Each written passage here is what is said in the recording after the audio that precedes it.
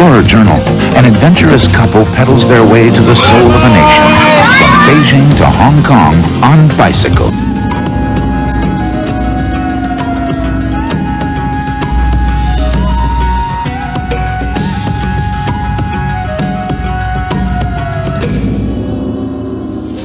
We want to see the China tourists don't get to see. No guides and no translators. China before it changes completely. So we set out to cross China, to bike the dragon.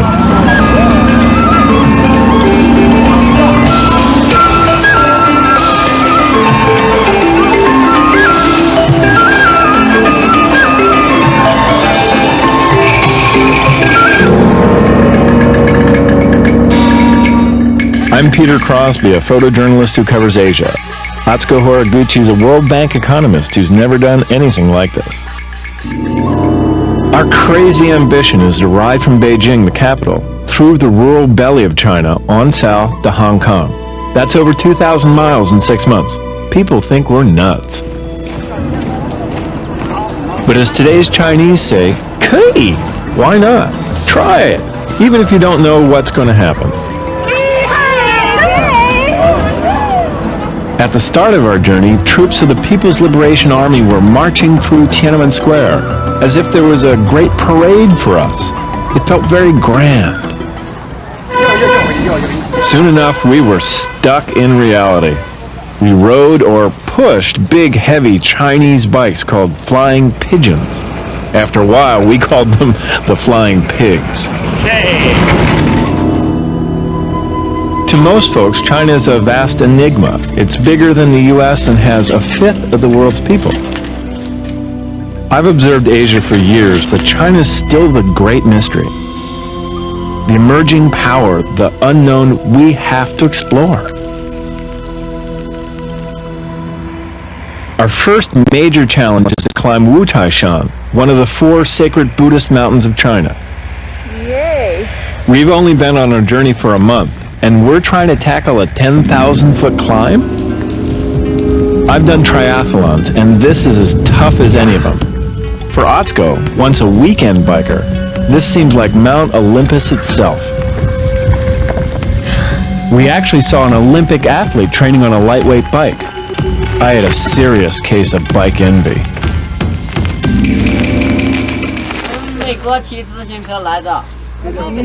Later, when a group of Mongolian pilgrims invited us for tea, we gladly accepted. They'd come over 1,000 miles for their pilgrimage to the Holy Mountains.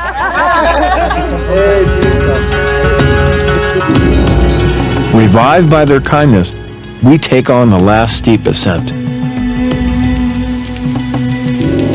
I'm so happy! I'm so happy! Why?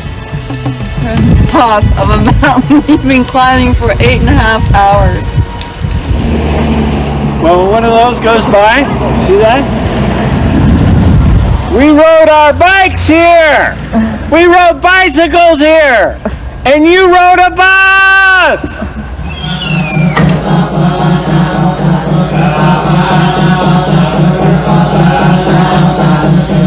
We stayed one night at the Gold Temple, one of the many monasteries in the mountains.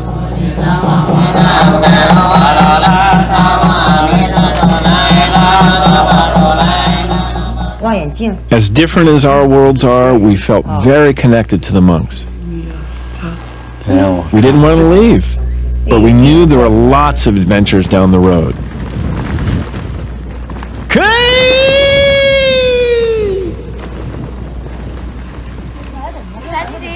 For weeks, we were in remote China. We became the tourist attraction wherever we went. Many people had never seen foreigners, certainly not ones with bikes.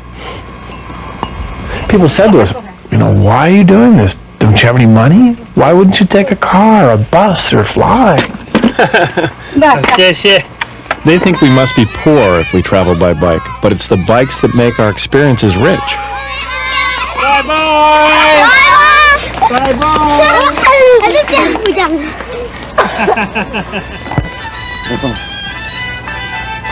One day, we hear some music in the distance and decide to follow it. A stranger hands us some lotus leaves to shade our heads.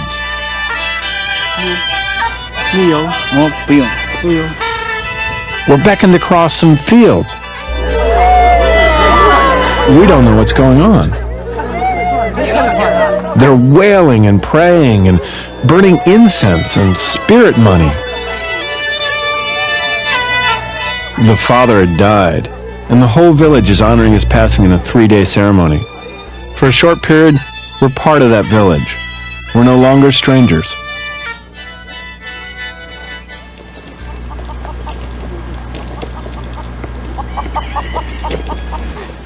The further we journeyed into China, the more we shed our own ways and our equipment, like our water filter. So every day we searched for clean, boiled water to fill our bottles. Some days it was scalding.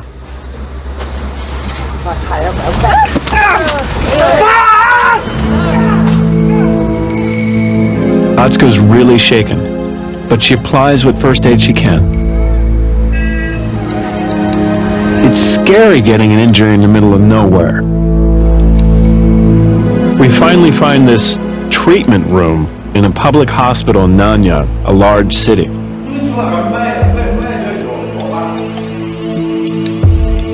It's painful. A 3rd-degree burn.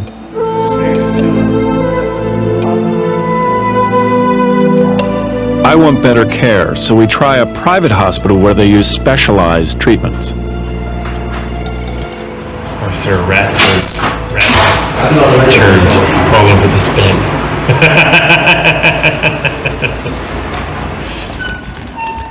After 5 days of that medical care, I was dying to get back on the road. Bronchitis, the trot, saddle sores, bruises, and flat tires hadn't stopped us. This burn wasn't going to stop us either. Ahead lay the greatest mystery of our trip, the ancient forest of Shinonja, legendary home of China's Bigfoot. For the next month, I became obsessed with finding Bigfoot. The police seemed to have other ideas. They kept kicking us out. We learned that this region was surrounded by military. I was worried we'd get deported from the country. Once, they put us on a bus to send us far away, but luckily, the bus broke down. So we got our stuff off and headed back to our search for Bigfoot. This time, we decided to get even further off the main roads and sneak our way in.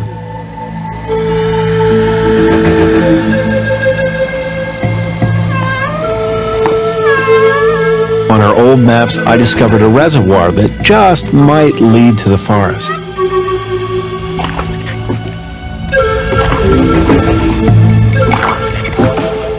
Around the bend, we were hoping to find the path to Bigfoot. Instead, we found ourselves completely lost. Our bikes were breaking, and so were our spirits. It just hits the brake every time. So are you suggesting we turn back? I'm suggesting we turn back. The search for Bigfoot was a big disappointment. 3 months on the road, we were getting burned out. But we didn't give up. Instead, we redesigned our trip. It's the same here. Well, it's the same road that goes down here. We're headed west on the Yangtze, the longest river in Asia. The huge dam they're building will flood the three gorges and swallow over 1,300 villages. We wanted to get out and meet the people whose lives will change. One afternoon, we got caught in the cold rain. We were lost again. Some people who lived in a dirt house invited us in. Come, have a hot potato. They brought us into their lives with a warm fire and hot tea. Then, with remarkable generosity, the Liu family prepared us a special feast. Have you ever felt like the more we're different, the more we're the same? With Liu's, we learned how close we really are. The father and I even share the same birthday. When we said goodbye, we cried. I wondered if we came back in 10 years, how different their lives would be.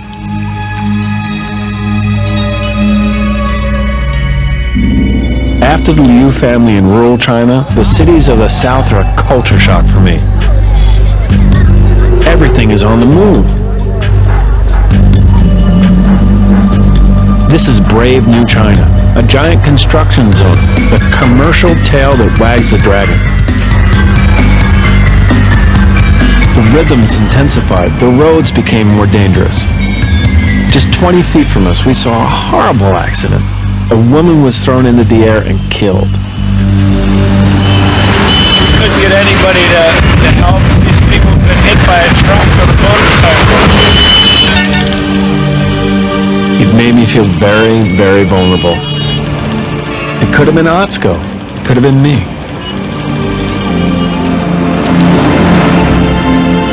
We had survived so many dangers in the last 6 months. We'd also pedaled into the adventure of a lifetime.